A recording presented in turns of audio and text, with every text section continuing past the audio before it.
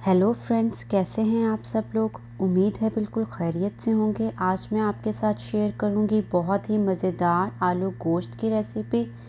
इसके लिए मैंने आधा कप ऑयल एक कढ़ाई में ऐड कर लिया है और इसमें मैं डालूंगी 2 बड़ी इलायची और 8 से 10 लौंग।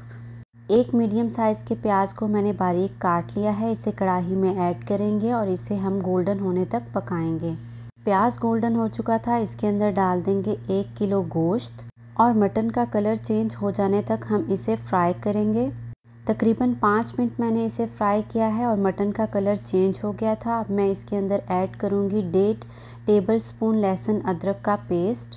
अब इसको अच्छी तरह से मिक्स करते हुए मज़ीद पकाएंगे। इसके अंदर शामिल करेंगे पाउडर मसाले। मैंने 1.5 टीस्पून नमक, 1.5 टीस्पून लाल मिर्च, 1 टीस्पून कश्मीरी लाल मिर्च, हल्दी पाउडर हाफ़ टी स्पून इसमें डाला है और फ़िलहाल हम इतने ही मसाले ऐड करेंगे। मसालों के साथ भी मटन को हम अच्छी तरह से मिक्स करते हुए पकाते रहेंगे।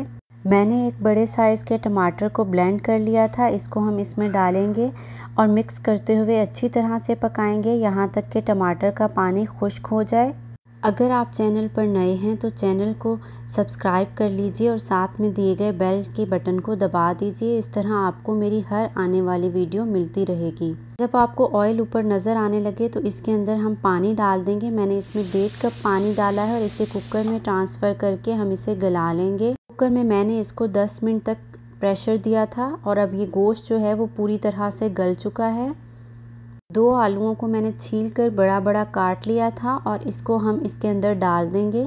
अच्छी तरह से मिक्स करेंगे। अगर पानी डालने की ज़रूरत है तो आप इसमें यहाँ पर थोड़ा सा पानी और ऐड कर दीजिए। और अब मैं कुकर की विसल बजने के बाद 3 विसल्स तक इसे पकाऊंगी। अब यहाँ पर हमारे पास आलू जो हैं वो डन हो चुके थे। मैंने इसको ओपन कर लिया है। मैं वापस इसको कढ़ाई में ट्रांसफ़र कर रही हूँ। इस तरह मुझे वीडियो बनाने में आसानी रहती है। इसके अंदर मैं 2 टेबलस्पून दही शामिल कर दूंगी। दही डालकर हम इसको अच्छी तरह से मिक्स करेंगे और इसका ऑयल सेपरेट होने तक इसको पकाएंगे। अब हम इसमें ये कुछ मसाले ऐड कर देंगे। साथ में सब्ज़ धनिया बारीक काट के इसमें ऐड कर देंगे। 3-4 सब्ज़ मिर्च को मैंने बारीक काट दिया था, वो भी इसमें हम डाल देंगे और इसे अच्छी तरह से मिक्स कर लेंगे। अब आपको जितना शोरबा बनाना है उस हिसाब से आपने इसमें पानी डालना है। हमने बहुत ज़्यादा पानी ऐड नहीं करना क्योंकि अब हमने इसको मज़ीद बहुत ज़्यादा नहीं पकाना। गोश्त पूरी तरह से हम गला चुके हैं। मैंने यहाँ पर 2.5 कप पानी इसके अंदर ऐड किया है। पानी ऐड करने के बाद जब इसमें बॉयल आ जाए तो आपने इसको 5 से 10 मिनट तक ही पकाना है। फ्लेम को आपने मीडियम लो रखना है।